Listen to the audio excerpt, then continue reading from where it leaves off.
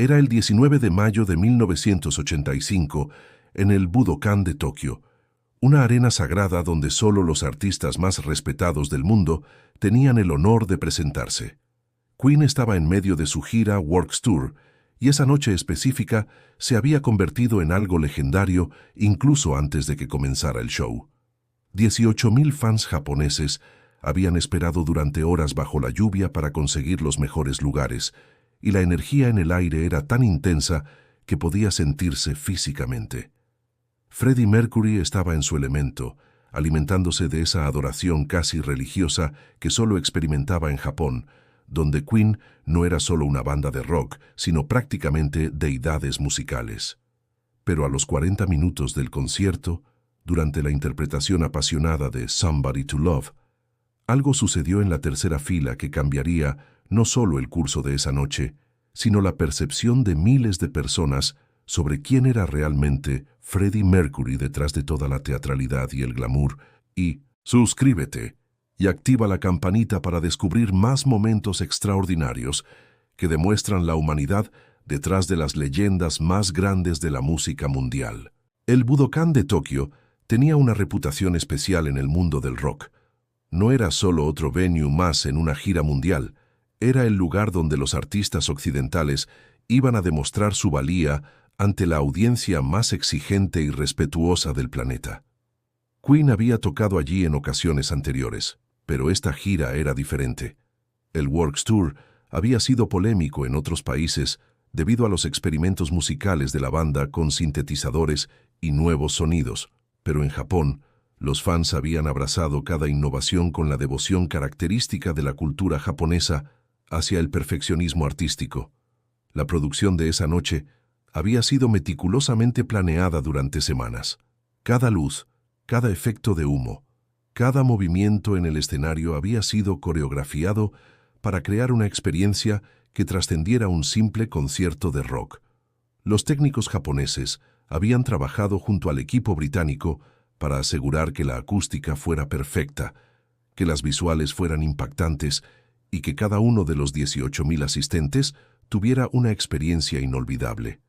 Pero ninguna cantidad de planificación podría haber preparado a nadie para lo que estaba por suceder en esos asientos de la tercera fila, donde una joven estudiante universitaria llamada Yuki Tanaka había esperado meses para ver a sus ídolos musicales. Yuki Tanaka tenía 19 años y había descubierto Queen 2 años antes cuando Bohemian Rhapsody finalmente llegó a las radios japonesas mainstream. Para ella, como para millones de jóvenes japoneses, Queen no era solo música. Era una ventana a un mundo de posibilidades artísticas que su cultura tradicional raramente permitía expresar abiertamente. Había ahorrado durante meses trabajando medio tiempo en una tienda de discos para poder comprar uno de los boletos más caros, y había pasado semanas enteras memorizando cada letra, cada armonía, cada solo de guitarra de Brian May. La noche del concierto había llegado al Budokan 6 horas antes de que abrieran las puertas, vistiendo una camiseta casera de Queen que había diseñado ella misma y cargando un pequeño cartel en inglés que decía «Freddie-san, you are my hero».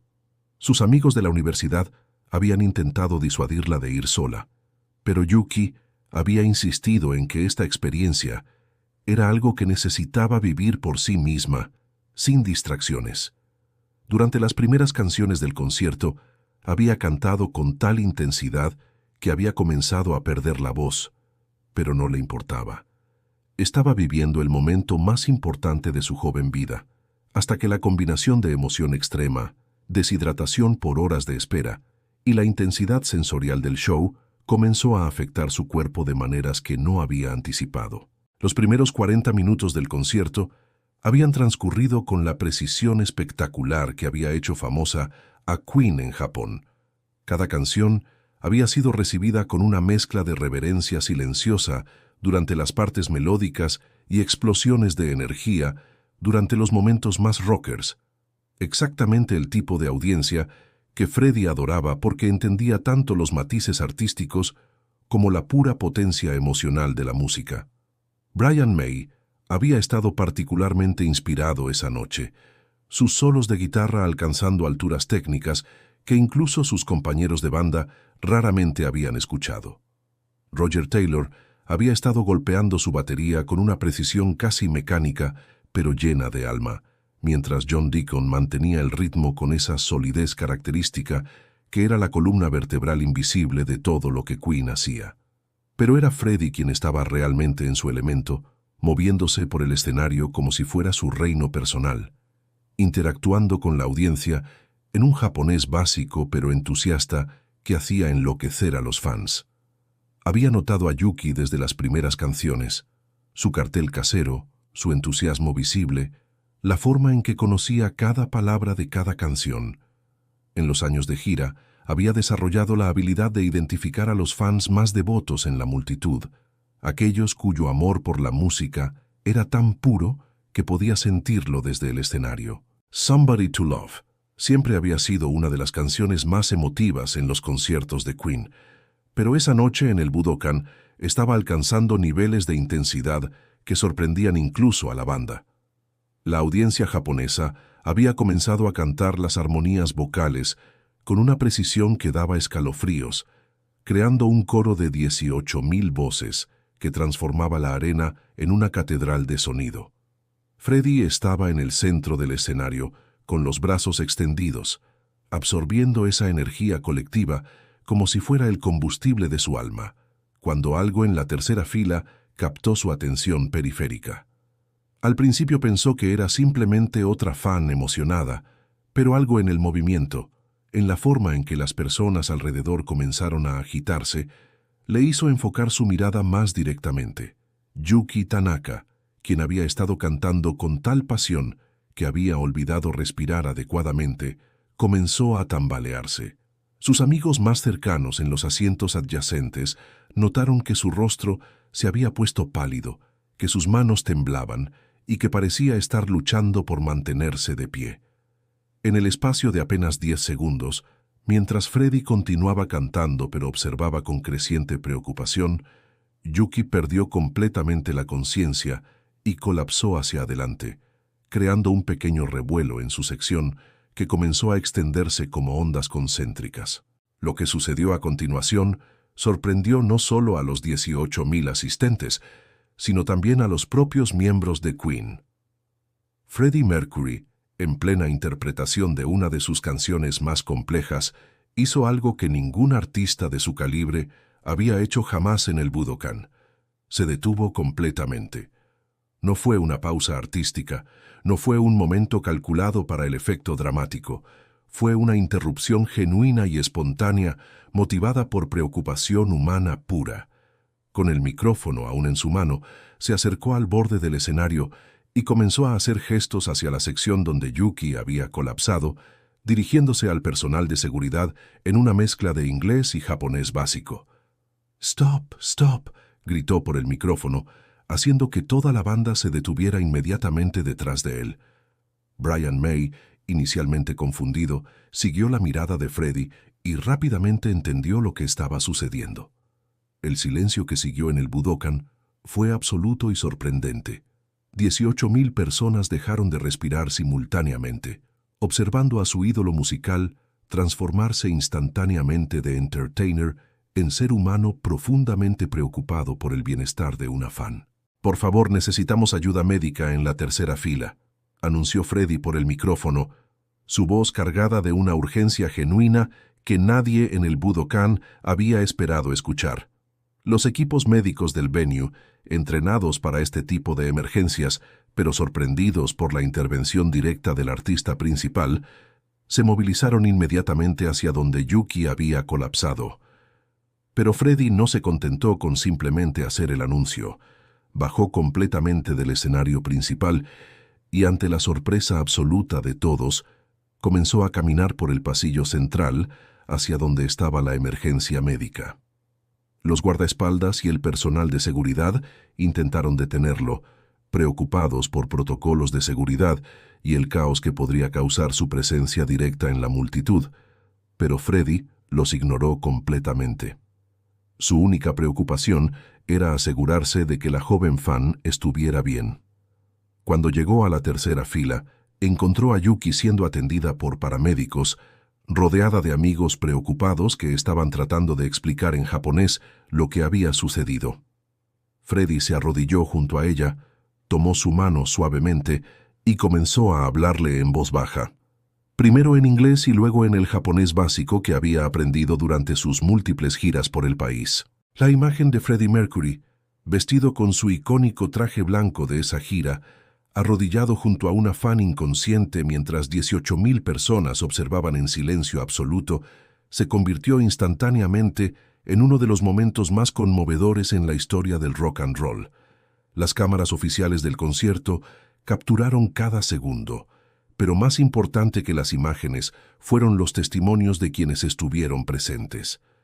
Los fans en las filas cercanas relataron después que Freddie parecía genuinamente angustiado por el bienestar de Yuki, preguntando repetidamente a los paramédicos sobre su condición y rehusándose a moverse hasta estar seguro de que estaba fuera de peligro. Yuki, quien había recuperado la conciencia después de unos minutos, abrió los ojos para encontrar a su ídolo musical, sosteniendo su mano y preguntándole en japonés si se sentía mejor. La primera palabra que logró pronunciar fue Freddy-san, seguida de lágrimas que no sabía si eran de vergüenza, emoción o gratitud pura. Freddie sonrió con esa calidez genuina que raramente mostraba en público y le dijo, en inglés, pero despacio para que pudiera entender, "You're okay now, darling. The music can wait, but you are what matters." Los 20 minutos que siguieron transformaron lo que había comenzado como un concierto de rock convencional en algo que ninguno de los presentes olvidaría jamás. Freddie insistió en esperar hasta que los paramédicos confirmaran que Yuki estaba completamente estable antes de siquiera considerar regresar al escenario. Durante ese tiempo, se quedó en la tercera fila, conversando no solo con Yuki, sino con los fans en los asientos cercanos, preguntando sobre sus experiencias, agradeciendo su apoyo y mostrando una humanidad que contrastaba dramáticamente con su personaje escénico habitual. Los otros miembros de Queen, inicialmente perplejos por la situación, eventualmente bajaron del escenario para unirse a su vocalista.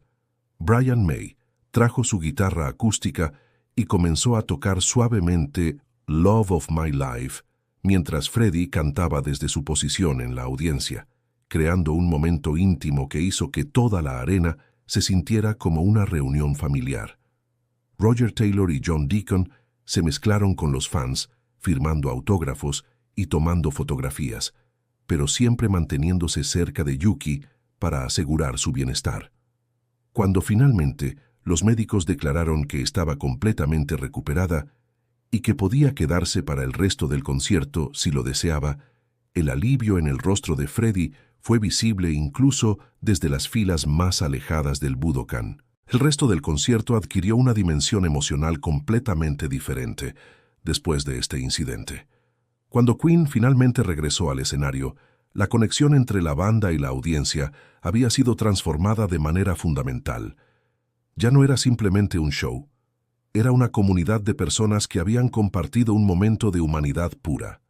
Freddie dedicó formalmente Somebody to Love a Yuki, explicando al micrófono que "Sometimes the love we give comes back to us in ways we never expect, and tonight a young fan reminded me why we do what we do." Las canciones que siguieron fueron interpretadas con una intensidad emocional que sorprendió incluso a los veteranos trabajadores del Budokan. We Are the Champions se convirtió en un himno no solo de triunfo musical, sino de triunfo del espíritu humano. Bohemian Rhapsody alcanzó alturas artísticas que parecían imposibles, con la audiencia japonesa cantando cada armonía vocal con una precisión y emoción que transformó la canción en una experiencia casi espiritual.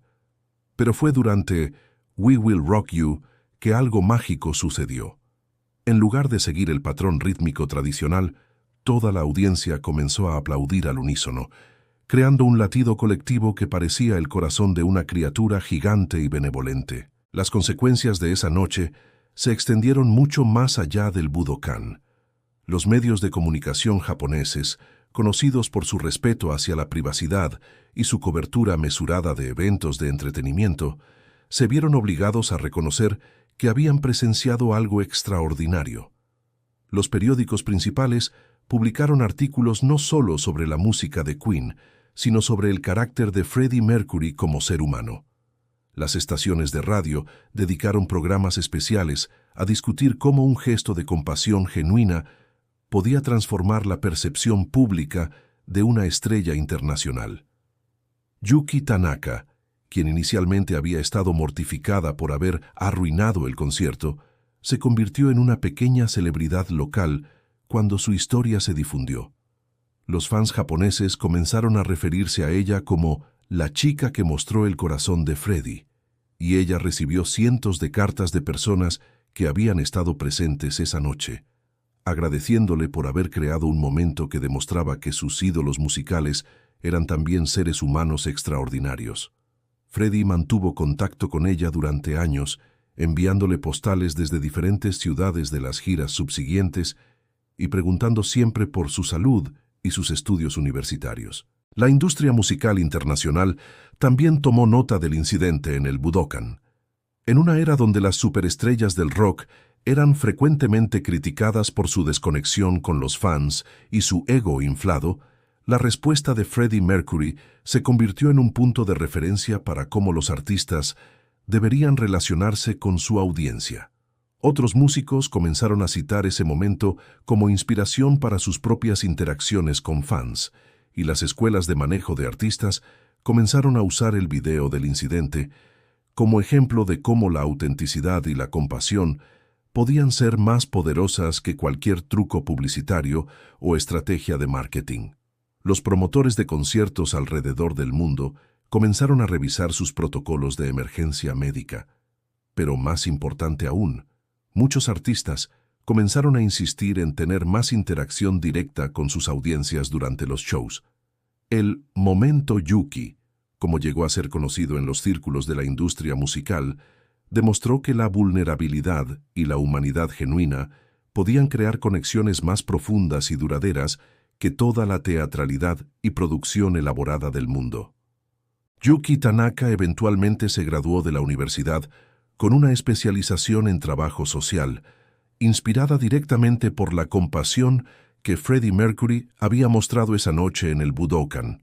Trabajó durante décadas ayudando a jóvenes en situaciones difíciles, siempre recordando cómo un gesto simple, pero genuino de preocupación, había cambiado su perspectiva sobre el poder del cuidado humano. Guardó el cartel casero que había llevado al concierto hasta el día de su muerte en 2018, y en su testamento pidió que fuera donado al Museo Queen en Londres como símbolo de cómo la música puede crear conexiones que trascienden culturas, idiomas y circunstancias. Freddie Mercury, por su parte, mencionó esa noche en múltiples entrevistas durante los años siguientes, describiendo no el incidente médico, sino la calidez y gratitud de la audiencia japonesa como uno de los momentos más significativos de su carrera. That night in Budokan, dijo en una entrevista en 1989, reminded me that we're not just entertainers, we're human beings sharing a moment in time with other human beings, and sometimes the most important thing you can do is just care about each other. El legado de esa noche lluviosa de mayo en Tokio se extiende mucho más allá de la música rock. Demostró que la verdadera grandeza no se mide solo por el talento artístico o el éxito comercial, sino por la capacidad de mantener la humanidad y la compasión incluso en los momentos de mayor triunfo personal. Freddie Mercury pudo haber continuado el concierto sin interrupciones, manteniendo su personaje de superestrella distante, pero eligió algo mucho más difícil y valioso: ser genuinamente humano frente a 18,000 personas. En un mundo donde a menudo valoramos el espectáculo sobre la sustancia, donde las redes sociales nos permiten mantener distancias emocionales, incluso en nuestras interacciones más íntimas, ¿cuándo fue la última vez que detuviste lo que estabas haciendo para asegurarte de que alguien más estuviera bien? Comparte en los comentarios sobre algún momento en que alguien mostró compasión genuina hacia ti cuando más lo necesitabas. Y sigue nuestro canal para más historias que nos recuerdan que la verdadera grandeza siempre viene acompañada de humanidad.